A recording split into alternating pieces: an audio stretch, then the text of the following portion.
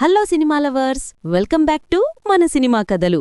Friends, మన power star Pawan Kalyan గారు బరిలోకి దిగితే బాక్స్ ఆఫీస్ ఎలా షేక్ అవుతుందో మనకు తెలిసిందే. ఇప్పుడు ఆ వైబ్రేషన్స్ మళ్లీ స్టార్ట్ అయ్యాయి. ఎప్పుడెప్పుడా అని వెయిట్ చేస్తున్న ఉస్తాద్ భగత్ సింగ్ నుంచి ఫస్ట్ సాంగ్ ప్రోమో వచ్చేసింది. అబ్బా, ఒక్క ముక్కలో చెప్పాలంటే మెంటల్ మాస్ అంతే. ఈ పాటకి లిరిక్స్ వింటేనే గూస్ బంప్స్ వస్తున్నాయి. దేక్ లెంగే సాలా అంటూ పవన్ కళ్యాణ్ గారు యాటిట్యూడ్ చూపిస్తుంటే ఫ్యాన్స్కి పూనకాలు రావడం గ్యారంటీ.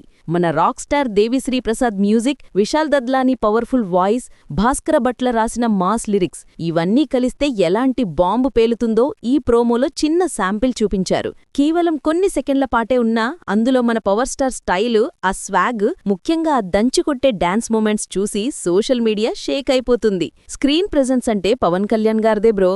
ఆయన నిల్చుంటే చాలు అదే 10 కోట్లు.